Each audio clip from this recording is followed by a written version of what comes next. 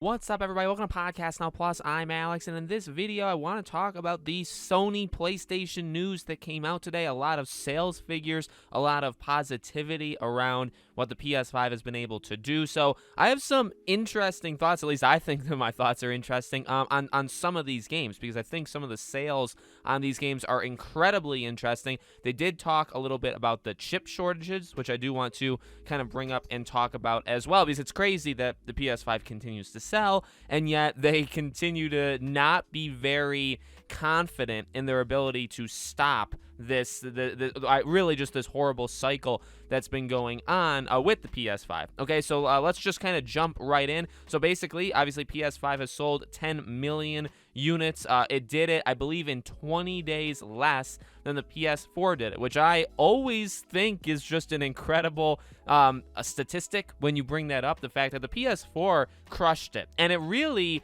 And I guess what's even more amazing about this is the PS4 had, I would say, next to zero competition. I don't think it's unfair to say Xbox really did do nothing in the last gen, mainly because they were kind of gearing up for what could be a much more, impressive generation right now. The PS5 has competition. In fact, it doesn't even just have one Xbox console, it has two, okay? And the Switch continues to sell it better than really ever before. So the PS5, I would say, has tougher competition, is obviously coming out in probably the worst possible time you could come out in the last, 70 or so years. And obviously consoles haven't even been around that long. Really, since any console has come out, I don't know if it's been a worse opportunity for a console to come out, although people staying at home and all that stuff may have helped and probably has helped quite a bit. And it still has beaten, all of these records. So, obviously impressive. Obviously, I applaud PlayStation. I applaud Microsoft. They've talked about their, not necessarily sales figures, but they've talked about revenue, and they've done absolutely incredible. I'm very happy with even these competing companies succeeding. I really don't think there's anything wrong with that. Okay, the more interesting things to me is the breakdown of sales of specific games. So, Miles Morales has sold 6.5 million copies. Now, I'll stop there. I want to discuss kind of each individually. I'll try to not spend too much time on any one of them.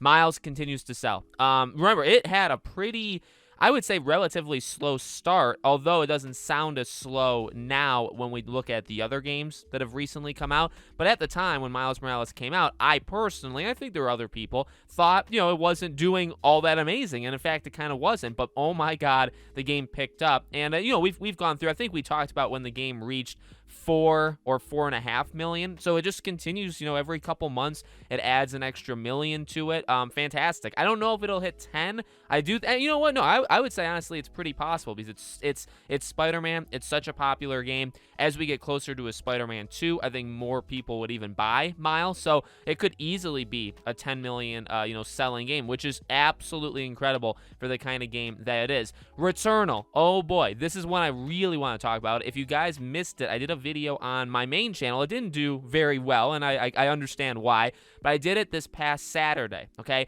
And I talked about when Sony called the game a mega hit. They said that, they said Housemarque, which is the makers of the mega hit game Returnal. And I said, are they lying? When you say mega hit, you're being very bold, right? What does, and actually, when you look at the other things said, what does mega hit even mean? And in fact, in that video, I said, I don't even know if it sold 1 million. And then I went on to say, it's definitely sold less than 2 million. Well, I was right with my initial thought. 560,000 copies. Now, look, I am not bashing this game. I love this game. When it came out, it was my game of the year. Right now, it's probably, it's easily in my top 5, I would say. Maybe even, in a top 3, okay? So I love the game. I've played the game. I haven't beaten it, but I know the ending. But it's an amazing game, and I hope to go back into it at some point this year. So it's not bashing, but those are not good, in my opinion. Those are not good numbers. Would those be good numbers for what we would consider old Housemarque? Yeah, maybe. If Next Machina comes out, it's a very, it would be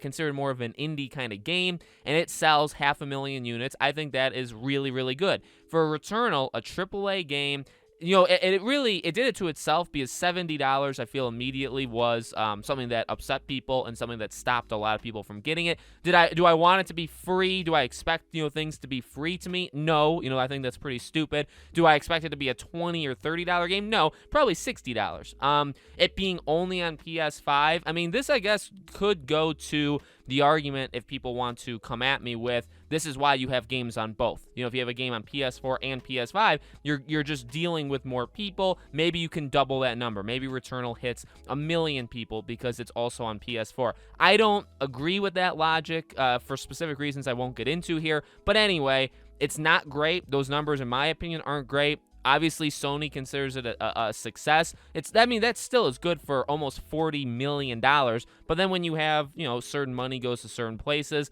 as long as it's profitable, I'm fine. Obviously, Sony bought Housemarque. It's all good. I love Returnal. I want more games like Returnal. So, am I complaining maybe just to complain? Well, I don't think so. I think that sales number is interesting. And speaking of interesting, the next one is Ratchet & Clank, 1.1 million units.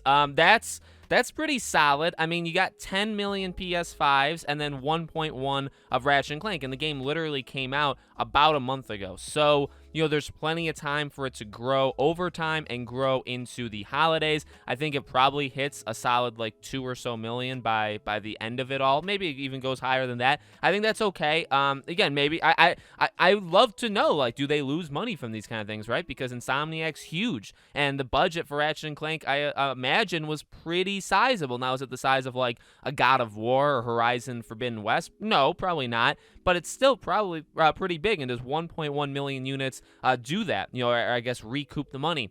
MLB The Show. Now, some places, and I think this one is the right one, it sold over 2 million on PlayStation. And then on Xbox, it did a little bit more than 2 million as well. So both of them did a little bit more than 2 million sales. And then on Xbox, being free in Game Pass, 2 million, a little bit more than 2 million. So I think that's really good. 4 million copies. They said it's the fastest selling MLB The Show ever. Awesome. That's absolutely awesome. And then the chip shortage. So, I saved it to the end. Honestly, there's not too much to say about it. Jim Ryan doesn't give the greatest answers. I mean, say whatever you want about Jim Ryan. One of the things that I definitely don't like about him is he talks very, very businesslike. He's not...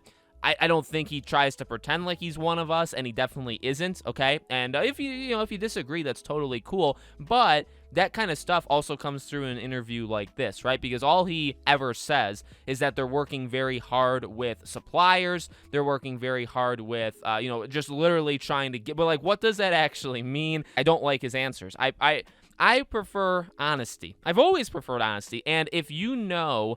Now, I don't know if they know the month, the date that this is all going to stop. They probably don't, okay? But if they know, a rough estimate, if they say, okay, look, and I know they've said it, there's been some reports that the chip shortage could last until the end of next year and into 2023. But look, that's like a report. If Jim Ryan knows that, honestly, I would prefer he just says it. Now, would Sony's stock tank because of that? Very possible. Okay, so obviously there's repercussions for being honest in a business as big as Sony. I get that.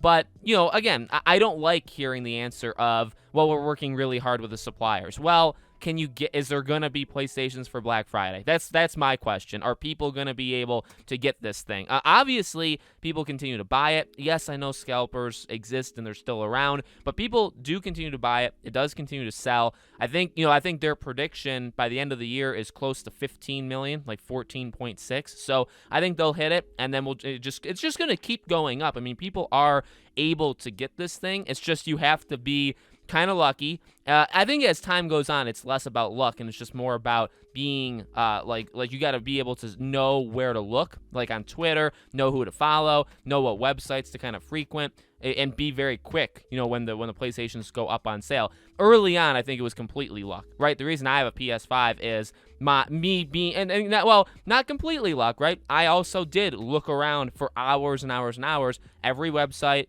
constantly refreshing, constantly looking, following the right people on Twitter, knowing where to look, stuff like that. So I did do that. And then, yes, you do get lucky because obviously very, very few got the PS5. But nowadays, I think it's a little bit more of a mix. So let me know, guys, in the comments below. What do you think? What do you think about the sales figures for some of these games? What do you think about the chip shortage situation and Jim Ryan's non-answers? Let me know. As always, make sure you guys are subscribed to this channel. Hit the bell icon so you guys know when all these videos go up. I do a brand new video on the channel every single day, and so I hope to see you guys for tomorrow's video.